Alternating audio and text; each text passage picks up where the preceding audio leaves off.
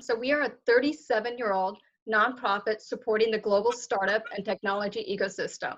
We organize over 50 programs and events per year, including innovation programs and boot camps for startups and executives, technology programs and conferences, including our annual Women in Tech Festival and our Seeds of Our Future AgTech program, and also program series for entrepreneurs and women in STEM.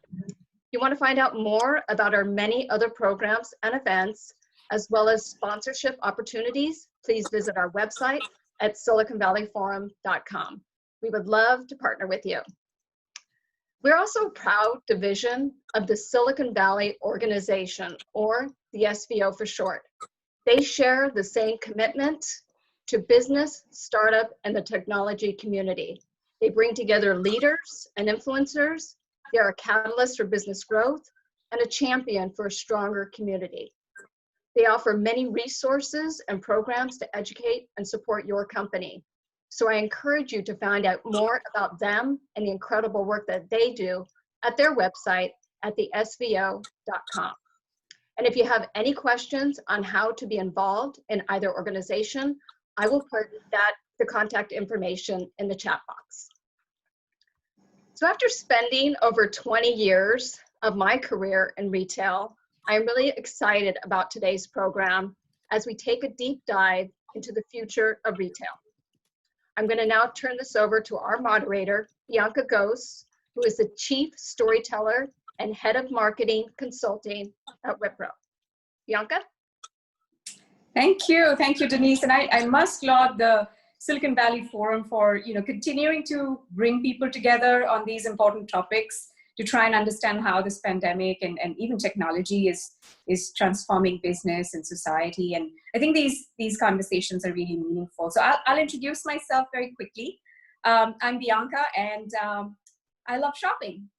And I guess I'm here in that capacity in some ways, curating this conversation because I'm just somebody who is here as a consumer, somebody who's really watching out for what's happening in the industry and keenly observing what people are doing, how, technology is changing things. But in my day job, I lead storytelling for a technology services firm called Wipro. I'm responsible for growing the brand. Wipro, for those of you who don't know, we're an $8.5 billion IT services company. We've got 180,000 people all around the world, and that would be in 59 countries.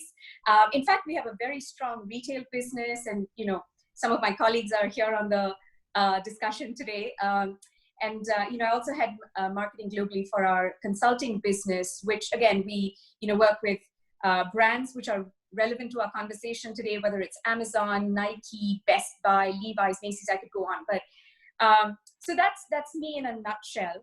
And I really jumped at this opportunity to moderate this conversation because I thought the people who we've brought on today, right, they have a pulse of the industry. So I'm really excited to be here. Thank you for the opportunity. And I want to welcome Stacey, Peter, Mark, and Jordan. Welcome, everybody. And who better to introduce you but yourselves, right? I want to start with Stacey. Just tell us a little bit about yourself. Sure. I'm Stacey Woodlitz. I'm the president of SW Retail Advisors. I founded an independent research firm about 10 years ago after my previous life as an evil sell-side analyst on Wall Street.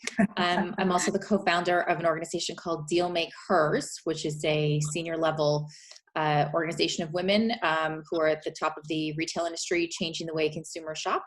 And I will turn it over to the next participant. And that will be Peter. Hi, Peter. Tell us, what should we know about you? Hi, everyone. Thank you so much for having me. So my name is Peter. I'm a senior strategist at WGSN Insight, and WGSN Insight is a consumer insights platform, and we work with much of the retail industry and also tech firms as well, everyone who actually needs to understand consumer behavior to build better products for the consumer. And my background is I've been at WGSN for about, I think, 5 years now. Prior to that, I was a retail journalist for about a decade before that as well, here in London. Fantastic. And I sort of relate to that. I started out my career in CNBC and spent about 10 years as a financial journalist. So the struggle is real when we move to the other side. But welcome. I want to move over to Mark. Would love to hear a little bit about you, Mark. Thanks, Bianca, and thanks for the invitation to join this afternoon. So I am your down and hard and dirty retailer. I have for the last 12 months worked with Bloomingdale's here in San Jose, opening the fabulous and wonderful Bloomingdale's store here at Valley Fair. Prior to that, 20 years with the LVMH Group in global retail assignments to Asia, Europe, and through the Americas. And prior to that with Harrods, so a lot of time in London working for Harrods department store in the UK. So not only am I retail, I'm also high-end luxury. And so yes, I mean, the ever-changing world of retail is something that's uppermost in my mind as we understand what the new day for retail looks like, given what we're facing right now, and where our stores fit into all of that, and what we can do to excite and ignite the passion in our consumers to come shop with us. So again, thanks for the invitation, and I look forward to the discussion. Welcome. Yeah, and I want to delve into the world of luxury a little bit later in the discussion. And last but not the least, Jordan. Hi. Hi. Thanks for having me. I'm Jordan, CEO of a company called Standard. We're building this technology that we call autonomous checkout, and the whole thrust of it is to get rid of lines, to really make shopping in a store as seamless and as friction-free as e-commerce. And all of that convenience, but in the store that's right next to you.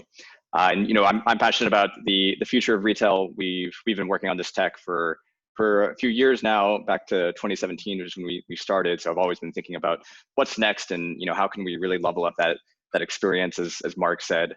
But I think what I'm most excited about is not even necessarily the future of retail so much as retail today, and how we can be delivering these technologies and these best-in-class experiences really today. So excited to be here, and thanks for having me. Yeah.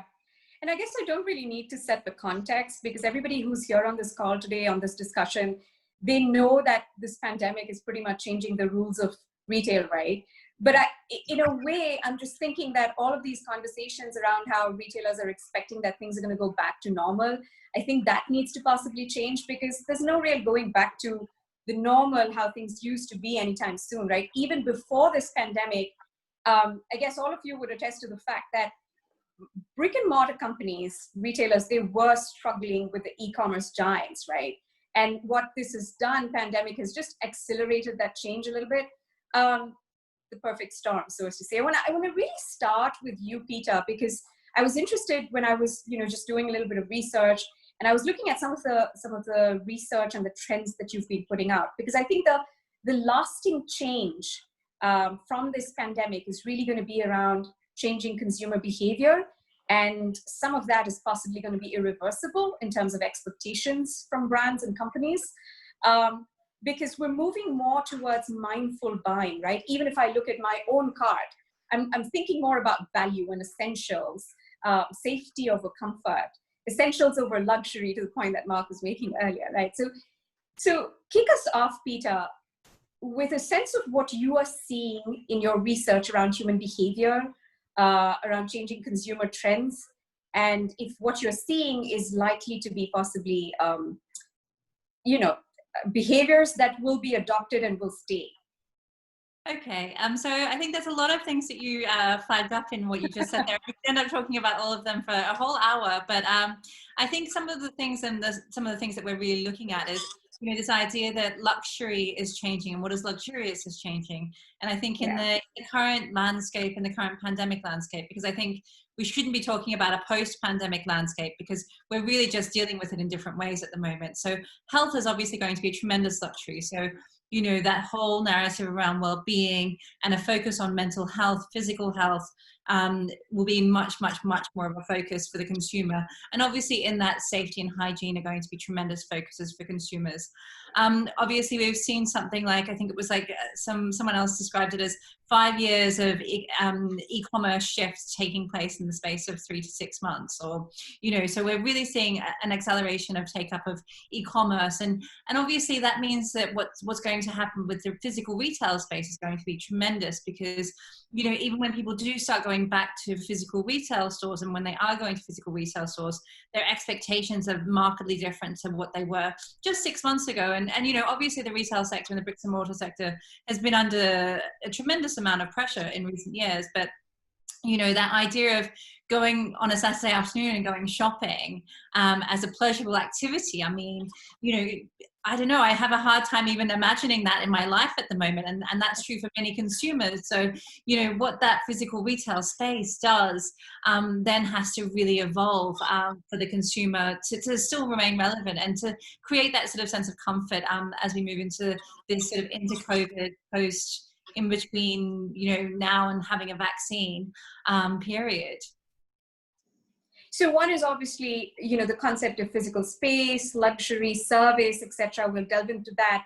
But interestingly, there's been a significant acceleration on the e-commerce side of things, right? And I was reading an interesting, a cute anecdote from Stacey about her 3-year-old who said that, you know, maybe the Amazon man should be brought in to scare away the big bad wolf, because apparently the Amazon man is everything now, which is true in a way, right?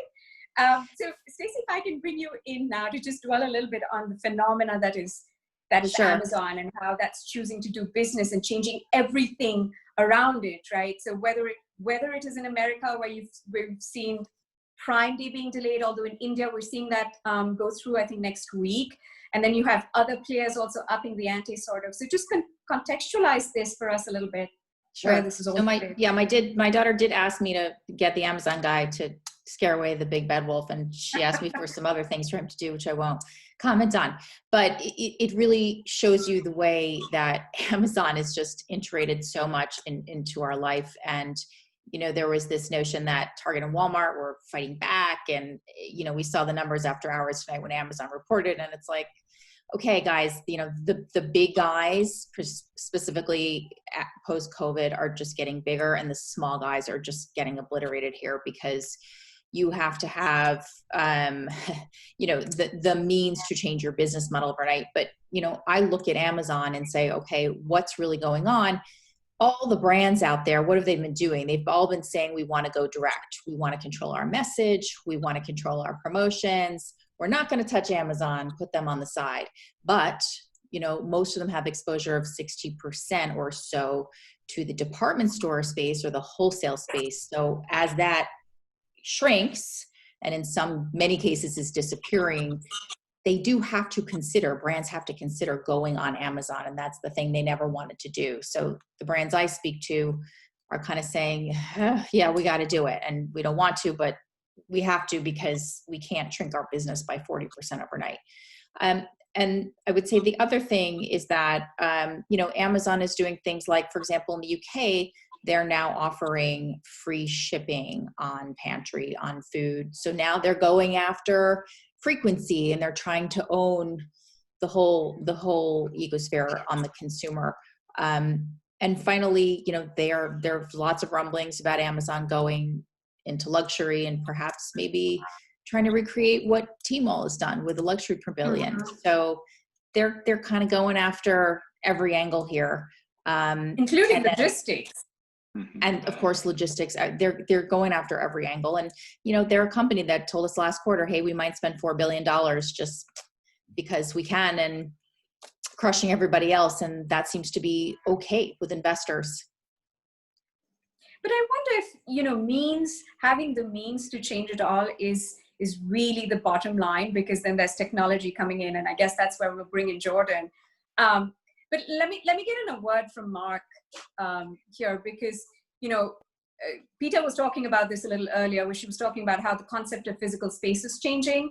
And Mark, I'm curious to know what safe shopping looks like at Bloomingdale's during this pandemic. And like, you know, Peter said, we shouldn't be talking about post-pandemic, because we're just entering that phase of living with the virus. And so just rethinking in-person, in-store experiences. What are retailers like Bloomingdale's, for example, how are you thinking about in-store experiences and also adding to that the e-commerce experience, which is becoming absolutely crucial now? Sure. So a couple of things. I mean, thank you, Bianca. We are open. So to qualify this, my store in San Jose is trading. We do have exterior doors, so we're very fortunate that we can welcome people into our store. And maybe just to qualify a little bit with what Peter said earlier, there are people who crave the retail experience. They're maybe not in the numbers that they were pre-pandemic, But we do have the Saturday afternoon shopper who loves to wander through the store, not in maybe in high volumes, but knowing that anyone that makes that decision to leave their home or their office to come shop with us is truly a gift. And I say this to my staff every single day, that it's a gift when you have somebody in person in the store and they need to be treated with utmost courtesy and respect. But of course, you're right, things have changed. And ultimately, as most retail organizations will tell you, and certainly Bloomingdale's, for this, it's very true for us too, there are protocols that dictate the price of entry in offering open store retail today. And so from the health and safety perspective, all the things that you mentioned at the beginning of the store, whether it's reinforcing social distancing, wearing a mask in the store, additional sanitation, making sure that our employees are fully conversant with everything that needs to really epitomize safety so that our consumers not only feel welcome, but ultimately they feel very safe. It's a really important point, and we survey that. Every customer that comes into the store that links with us via a cell phone number or is connected through our loyalty program, we survey and we ask them if they felt safe in our stores, because I think it's an important thing to know. We need feedback on that. But right, absolutely. I mean, I think just as we've been discussing and throughout the call, there are certainly, from the technology standpoint, a lot of advances that we've rapidly made in the last few months, which we planned to maybe consider over the next couple of years, but have really dictated that in order for us to stay relevant and to be successful and to stay connected with the Bloomingdale shopper and to find more shoppers to swell the ranks of loyal customers. Ultimately, there are a number of things on the technology side that we've done. Certainly, new contactless curbside service is something that came in very, very soon after we initially closed our doors, but we're given the authorization to do that. So today, our customers can connect with a seller in the store, can select product, and can have it in their car within an hour without ever having to touch that merchandise themselves or interact with somebody. It's all done very contactlessly, and it's something that's growing in popularity and something that we need to build on as we look at our go-forward strategy. And also, of course, we were very used to sending our customers photographs or screenshots of goods in the store. Today, that's now all virtual styling, where it's in real time, FaceTime with the consumer, a loyal shopper wandering through the store, showing them what's new, virtually wardrobing them with outfits to then either send to their home or have them pick up through curbside. And so this notion of the virtual stylist appointment, where you as a customer can determine ahead of time, I want to talk to my stylist at 10 a.m. on Sunday morning, arrange this before even the store is open, to have a shopping experience in that way, is something that we now offer, and again is growing in popularity. And that's off the back of the operations that we already had in terms of fast in-store pickup and, of course, booking online shopping appointments when the store is closed. We had those facilities in the past, but it's really made us up our game, I guess, and I think that's great for our consumers too. So this whole concept of service, of exclusivity, loyalty, that's changing forever, right? Because what you're doing right now, you're not going to be able to roll that back out again. Absolutely right. So I mean, this is, we try and think of it as the new normal, the new way of doing business. And there is no old way anymore. I think we've moved on from that. I think there's a harsh reality that we may all hanker for what we had before COVID-19, but it's not going to come back in that way. And good for the consumer too, because I think that digital interface, the true omni shopping experience, where if you want to come into store, we can make that happen safely. You want to shop from the comfort of your home, but not wait for days for something to arrive via UPS or by FedEx. That can also be facilitated. And the important thing is that you have access to full assortments in real time in our stores. So you're right. Ultimately, we can't go back, and we won't be able to, and we shouldn't. It's a new way of doing business.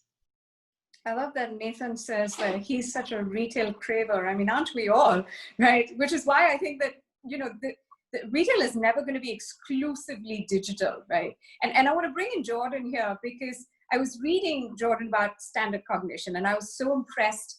Cannot wait to experience your platform.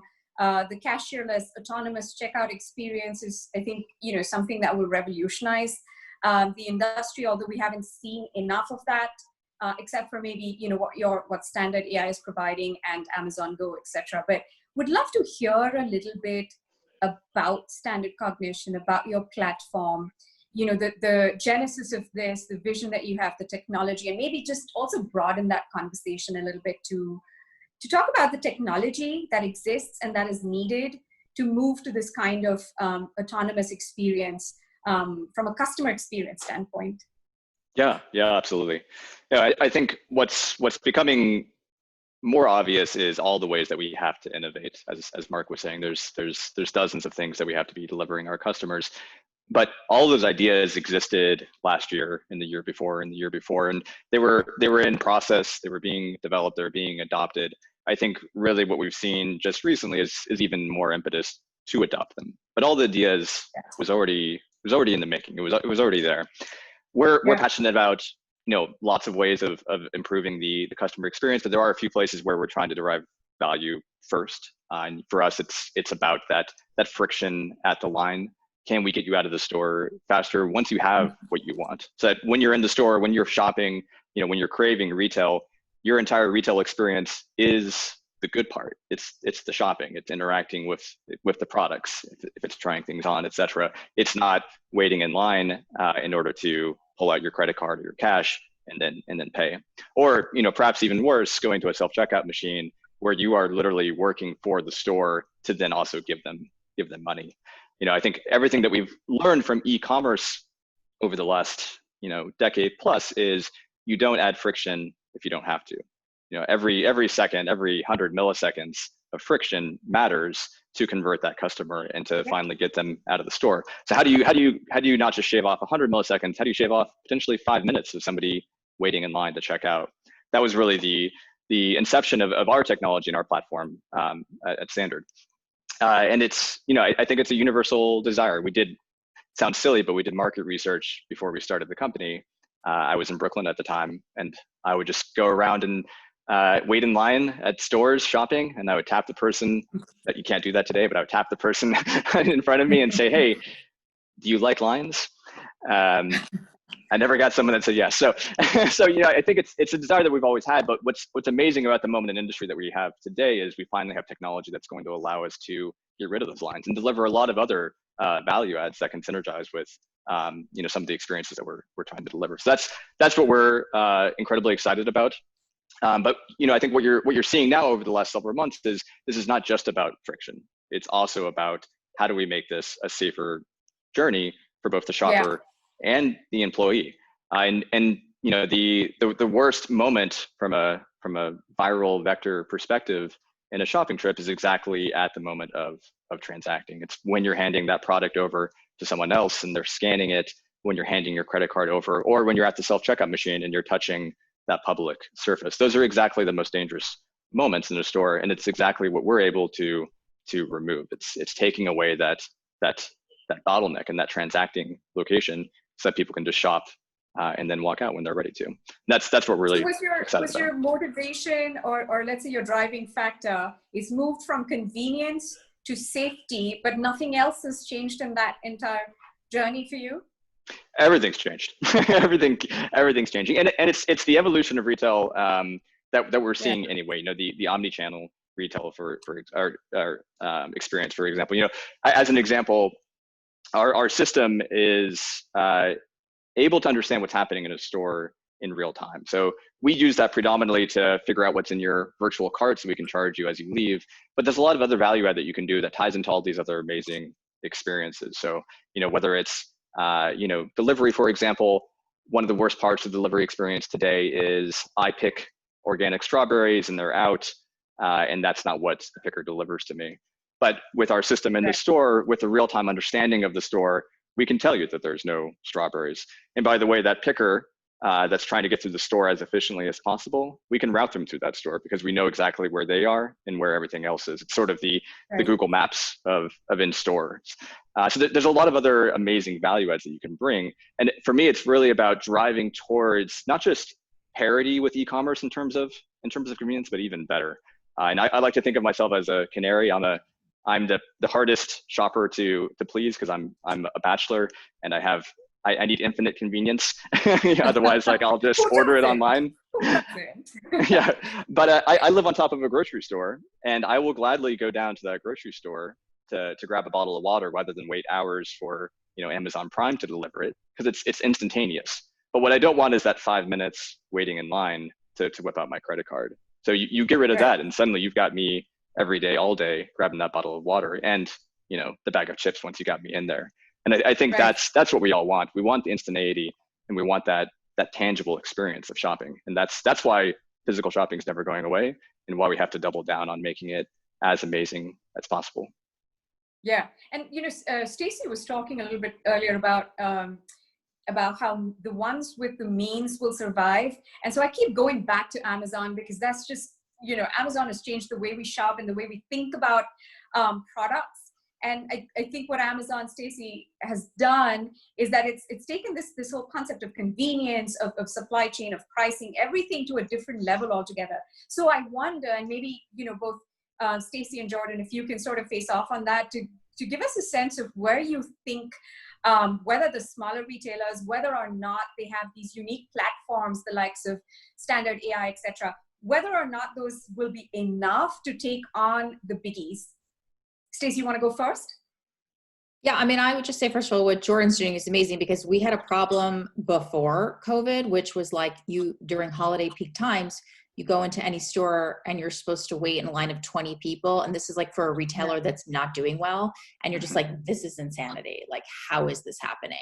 And now the biggest pain point for the experiences, whether it's in Europe where I am right now or the States where I'm usually half the time, is that people are queuing up outside the store waiting to get in, right? Because we can only have half the amount of people in the store. And then when they get in the store, it's like a complete bottleneck because you have to have a one-to-one, almost like concierge shopping for safety.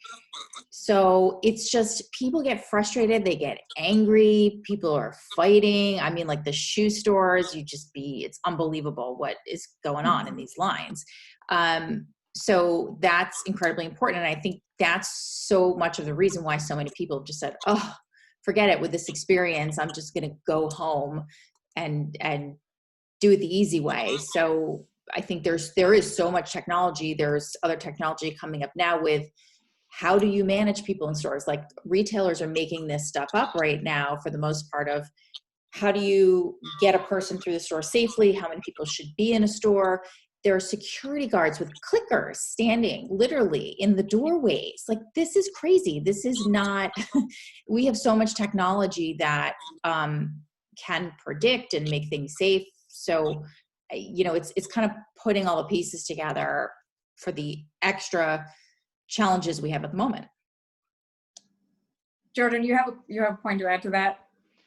Yeah, I mean, I think retail is a crazy, chaotic environment on a good day. The distribution, the logistics, the staffing, and then on top of all of it, I think to add to the chaos is you have to present a really nice surface for the shopper. You can't show that chaos. You're stressed out even more to try to kind of, sweep it under the rug, so to speak. And I think what's amazing about technology is enabling. Right? You want to make it easier to have that amazing experience. You want to make it easier for the person running that small mom and pop convenience store or that small grocery to give that amazing experience. And I think the history of automation, forget about retail, the history of automation is exactly that. It makes it easier to deliver that experience that we want. And we've seen similar revolutions in retail in the past with barcode scanners, for example, making it a lot more efficient to check people out. And that makes it easier to run these stores. Our goal here is really to help take that to the next level. How can we enable people running stores, managers, and employees to get by and give an even better experience? And that's something I think that we're on the precipice of doing. And it's it starts with lines for us, but I think the limit is far beyond that. So you said that anybody who removes these bottlenecks and the friction and makes it seamless and convenient for you has you, right? But I wonder, as more and more of these experiences go digital, what that does to the concept of brand loyalty. And I want to bring in Peter on that. And as a brand marketer, Peter, I have particular interest in trying to understand what's shaping and how loyalty is being shaped. And so any thoughts on, how intimacy, connection to brands is changing as we speak and what that means for a company's future and its move back to profitability? It's a really big question, but a really interesting one. It's something that we've been doing a lot of work and thinking a lot about, in obviously, especially in recent months. And a lot of the stuff we're seeing, particularly as you start to think about the broader macroeconomic landscape and how people are feeling about their futures at the moment, which is, very uncertain, really. I mean, if you think about a lot of us, many of us have maintained our jobs and maintained our sort of career situations and financial situations, and that's great. But there's still this level of uncertainty for many of us. Is this going to continue? Are we going to continue to have our jobs in 6 months, a year, 2 years? But then there's also a tremendous number of people that have lost their jobs in the last couple of months. And that's, and that's creating a tremendous amount of uncertainty within the market. And so, and at the same time, obviously, you've got all of this stuff happening with the Black Lives Matter movement and all of this social kind of unrest and uncertainty building in, at the same time as there's all this other stuff around community and concern about our neighborhoods and things like that, because we've been stuck at home for this extended period of time. We've really started to get to know the people around us and to start to take care of each other. So it really harks back to kind of this, nostalgic view in some respects of really kind of taking care of each other and showing up for each other. And so brands that are going to be successful in the future are really going to be those that are sort of tapping into those values. I mean, we recently published this report that I co-wrote with one of my colleagues, which is really around this idea of collective trauma. We're in the midst of this collective traumatic experience, which is covering across, I know this is very deep and really veering from transactions and conversion, but it all comes back to that at the end of it, which is really that we are going through this tremendously multifaceted, really disruptive experience at the moment. And it's not even just what's happening right now. There's obviously political instability in there. And then also after what's happening immediately now is the climate crisis after that. And so, the brands of the future that are really going to connect with the consumer are going to be showing up for the consumer on those sort of aspects that they're caring about at any given point. And obviously in that there's added complexity because, the things that we care about on any given day will vary based on the news cycle and based on our demographic and our own identity as well. So it's really about starting to really drill down, understand your consumer, and then start to kind of rebuild those relationships in there. And going back to something you said earlier on at the start of the conversation, which is around, values and mindful spending. I think that we've all had this, many of us, sorry, I shouldn't say all, many of us have had this kind of transformative experience over this period, Lots of us have gone and learned how to bake sourdough and then now no longer fit into our old clothing. So we need to go out shopping to buy new jeans and things like that, which is something that Levi's was talking about. But then others have been really going down the fitness route and they've become very strong and fit and, lost weight, and the opposite is true. And so, but there is that kind of real consideration of spend, and you really have to come and get to know your customer again and get to know who they are in this new landscape and what they do want and how they are, responding to this incredibly unstable landscape. And, some of the things that I think Mark was talking about around how people are going to shop, around sort of the live streaming thing, I think that it really taps into this idea of community in a roundabout way, if you bear with me for 1 second, because, it's this idea of, one of the things that we're going to be caring about is, are our friends going to be losing their jobs? And as we start to reconsider the role of physical retail, it's about starting to think about, well, how do we make sure that the people that we employ in physical stores are not sort of made redundant via changing shopping expectations and changing shopping behaviors, which means, you don't need so many people on the floor potentially if a lot of people are doing curbside. But then, if those staff are then repurposed into becoming, those live sales assistants and using those FaceTime and those kinds of technologies, then they can you start to build increased resonance amongst communities, because retail is such a massive employer in many of our markets that we live in. And so, if we start to make sure that we're trying to keep as many of those jobs, that will actually have a huge resonance to the consumer. And I know that doesn't sound like, it's not an easy answer and it's not, a whizzy marketing campaign, but those are going to be the things that really resonate with the consumer moving forward. Yeah, absolutely. Absolutely. Because I think this is absolutely crucial. And at the end of the day, when I think about, we plan to reopen the store as many retailers did, and one of my team members came and said to me, Mark, we need to think about leading through trauma, because we talk about the plans we need to make for COVID-19, but you have to understand, out there, everyone's impacted quite rightly by the Black Lives Matter movement. We're facing issues around COVID-19. Just as Peter said, there's the political unrest, there's climate change, there's the fact that many of my colleagues are homeschooling their kids. Yes. The pressures and the trauma that comes with that, because it's not just one or two isolated things.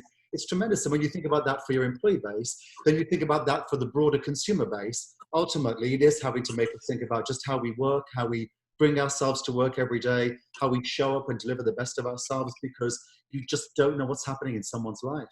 And then ultimately, I've got to believe everyone's being impacted by some of this, maybe not the full extent of it all, but and then maybe that's a broader conversation than will retail survive through COVID-19 and post-pandemic. But there's a larger concern here around just the way the trauma of life is really impacting the way we show up every day. The community, yeah, absolutely. And I know, Stacey, you had a point to make on that.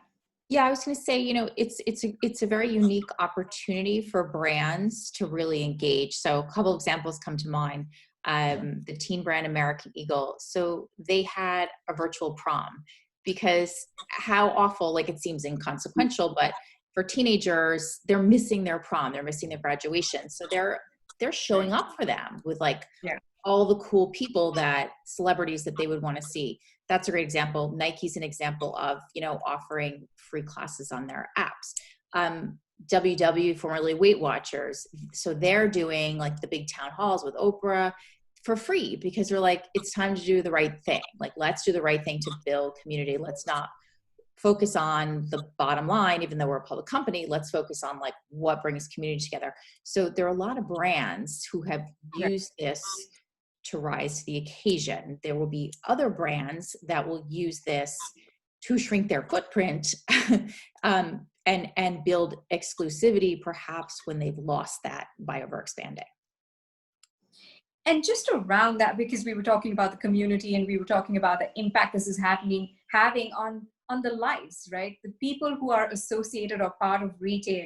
Where is that entire play of maybe sustainability and the concern about our planet playing into, the middle of all of what is happening right now? Or is that a concern that isn't top of mind, given that so many lives and livelihoods are lost?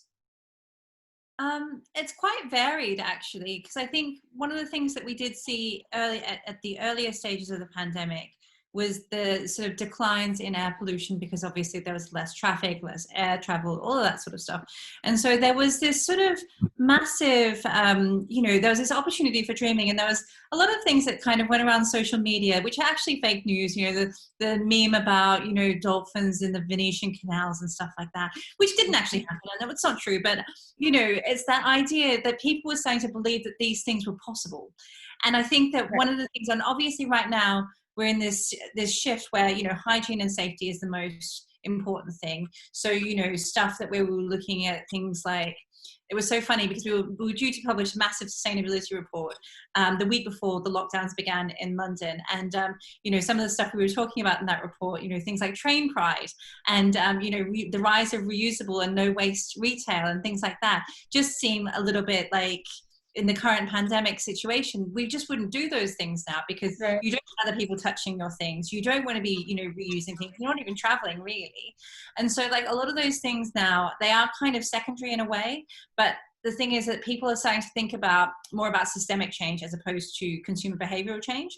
So what we've seen is, because the governments have shut down economies, because everything has happened so rapidly, that people are going, and particularly young people are going, oh, okay, so we can do this in the case of a virus. Why can't we do this in the case of our environment? And so there'll be, as we come out of this, there'll be an increased desire, particularly among young people, for systemic change. But then, obviously some of those individual behavioral expectations that we were sort of starting to on our own, around those sorts of, saving behaviors and things like that. Those things are less of a focus right now. But then also we're seeing, as you were talking, mindful consumption.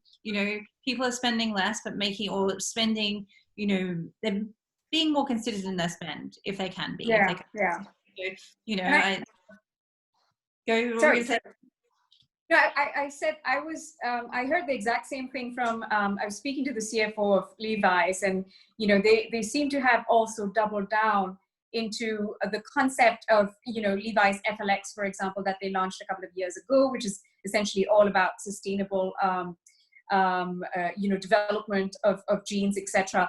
But one thing, Peter, that I think is not secondary, no matter where we're at, is possibly trust. And I wanted to bring in Jordan into that as well, because there is an element, you know, when you become more and more digital, right? An element of that is also about safety, privacy of data, etc. The recent conversations that we've had around facial recognition, for example, IBM, the news around Google and facial recognition, how do you think we can think about making these technologies sort of not affect, you know, how and who we sell to and target? Yeah, I think it's a great question, and you know, I'm a technologist by heart and by trade, and I myself have to recognize that technology is a fundamentally neutral force. You know, it can be used for good, it can be used for evil, and everything in between. And I think the abuses that you see on privacy today, and you know, throughout the last 100 years, as the information revolution has really transformed the world, some of it's been really terrifying. I feel doubly so about facial recognition myself, biometrics in general. You know, the potential for abuse is just much higher than anything we've ever seen. So I feel pretty passionate about this in particular. It's so much more than just, you know, my credit card, and the next place I go where I swipe my credit card, you might be able to tie that to who I am. Once you know my face, you know me for life. You're going to be able to track me and identify me anywhere there's a camera. And of course, our mission in an orthogonal way is to put cameras everywhere. We're putting cameras throughout the world in order to enable and create great experiences, but we don't want this other possibility to kind of fall out of it. So our perspective is you have to build this from the ground up to be impossible to abuse. So it's not that, hey, we're going to build this system, and yes, we use facial recognition, but we're going to be really safe about it, and we're going to have best practices, etc. I think fundamentally that's the dead end. You can't go that way. You have to build from the ground up and say, we will never do facial recognition. There is no part of our system that has any component in it that will ever look at your face or try to identify you by your face. And it's only then when you kind of fundamentally build it into the system that this is impossible, that you can rest assured that, you know, even 20 years from now, that one day where I'm probably going to get woken up at 2 a.m. because one of our security people will tell me that our system got hacked, because it happens to everyone eventually. I'll rest assured knowing that they didn't get any biometrics of any of our shoppers, because that's the most important thing. And I think we really have to take a stand, not just as individuals and as companies, but really as a society, and say, this is technology that we have to curb, we have to regulate, and we have to prevent from spreading pervasively, because it's not the kind of thing you can put the genie back in the bottle. Once you have my biometrics, it's you've got it. So I don't know if I answered your question. Yeah, Sorry. That's an interesting point, and I was wondering what does that do to an in-store experience, for example? And Mark, if you can weigh in on that, because I know, for example, Wipro is doing a lot of work around AR, around VR in the retail space, right? And so adoption of technology and the concept of trust and privacy. How are you at Bloomingdale's? How are you thinking about it? Oh, absolutely. I mean, I think most retailers are that are trying to do anything in terms of moving forward with a greater digital presence. I mean, privacy concerns ensuring that we are at the forefront of a trusted relationship with our consumer, that their data and their data integrity remains very, very forefront for us and for them. Is step in step with what we're trying to do to advance our technological footprint within the retail space. So I can't pretend I know a lot about it. I'm nowhere near as knowledgeable as Jordan. I know I use a lot of technology, and I worry about the whole conversation around your identity and all those kinds of things. But for sure, as we think about developing those aspects of digital that we have but we need to enhance, at the same time, we're trying to ensure that we're developing the level of privacy and data protection that will ensure that our customers will not have an issue. And Jordan, as you said, I mean, we know that at some point there'll be a breach somewhere, because it's inevitable. But that can't stop us as we think about this new normal, where safety, convenience, omni-channel retail is certainly going to be the forefront. It can't hold us back in terms of what we're doing to develop our brand with that thought process. Absolutely. Yeah. I might tag on just a little, just because sorry, I'm so passionate about it. I have a I have a regulatory background as well. So I used to work for the federal government, so I've always got this lens on the regulatory side as well.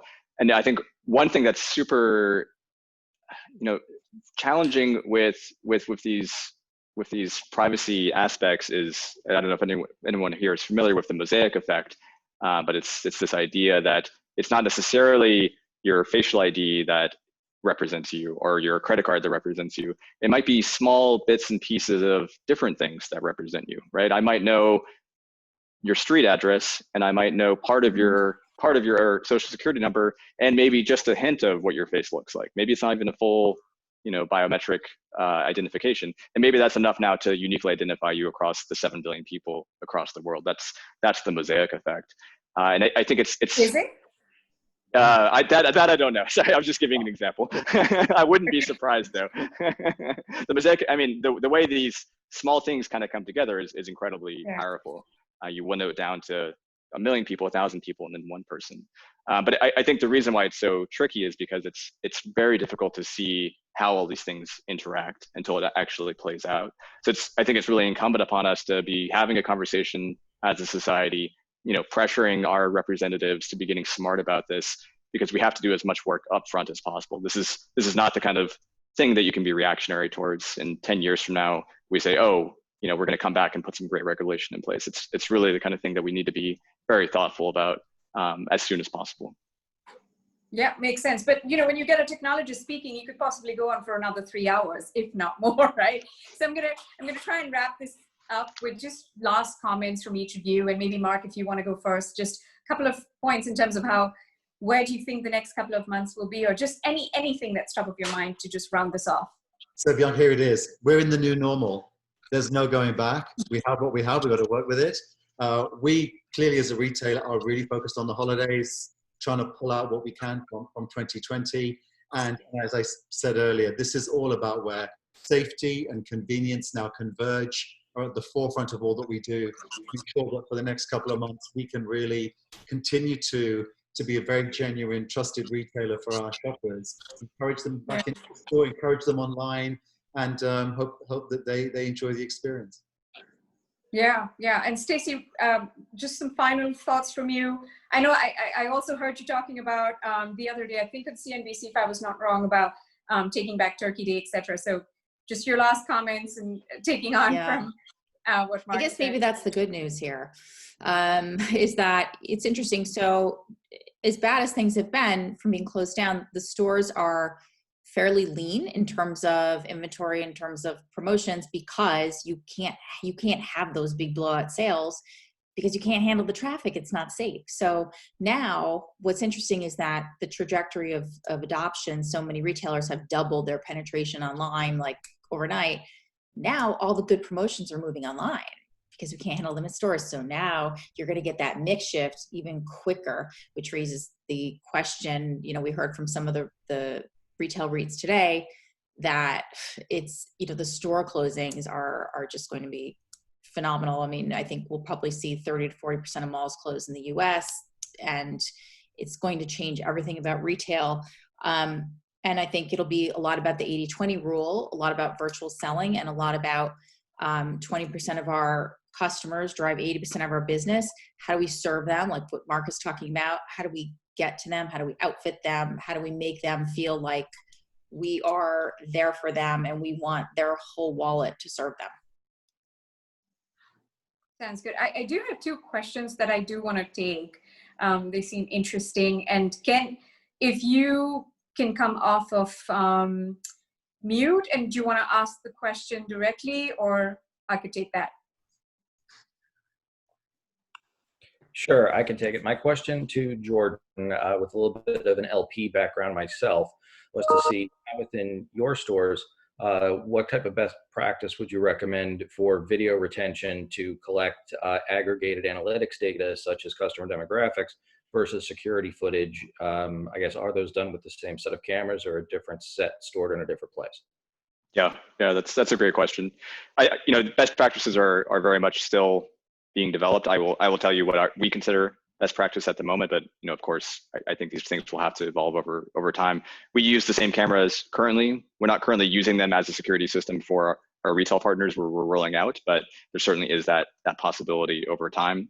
But I think the general theme, as you start getting these amazing insights from the advances in computer vision applied to these video streams, for me, the kind of general theme that you should always be thinking about is, how do I keep anonymous data that might be actually very insightful and powerful, like what a shopper is picking up, how they're interacting with the shelf, but in an anonymous way? How do you keep that as well separated from the part of the system that has really sensitive PII associated with it, which might be their name, it might be their user account, etc. How do you keep these things as separated as possible so that it doesn't become inextricably linked together? That's how we think about it. We always want to have these deep insights, but we want to make sure that they're not attached to your credit card information, for example, because that's when all hell breaks loose, so to speak. And then of course, on the footage itself, we don't necessarily recommend infinite retention. There's no reason to have video from 10 years ago. So you might want to keep it long enough to be able to file a ticket with your local police station, but you don't need to keep it for 10 years. There's no reason to do so. Thanks for that. One last question before we wrap up, and this one is for Mark. Nathan, if you can come off of mute and ask your question. Mark, you have 2 minutes, and then I want to go to Peter for her final thoughts. Thank you. Awesome panel. Thanks everyone for being here. Mark, I just was hoping you could spill some tea for us on who's coming into the stores, what you're seeing, any trends, realizing that we're still in the middle of this thing. Sure. So we are in the middle, and for those of you who don't know, my store was a brand new kid on the block. We opened on March the 5th of this year, so we were only open for 11 Wow. days before we were closed down. Yeah. So, Nathan, I got to tell you, I'm not your typical Bloomingdale's VP that can say, my store's been around for years, my loyal customers are back because they vote for us and they shop with us. We were a baby. We were only 11 days old. But what can I tell you right now? What am I seeing? I'm seeing two very clear, I guess, types of consumers, for want of a better word. I am seeing the value shopper who's here, who's in my store because we have a lot of spring that we need to clear. And so we've got to wait for fall.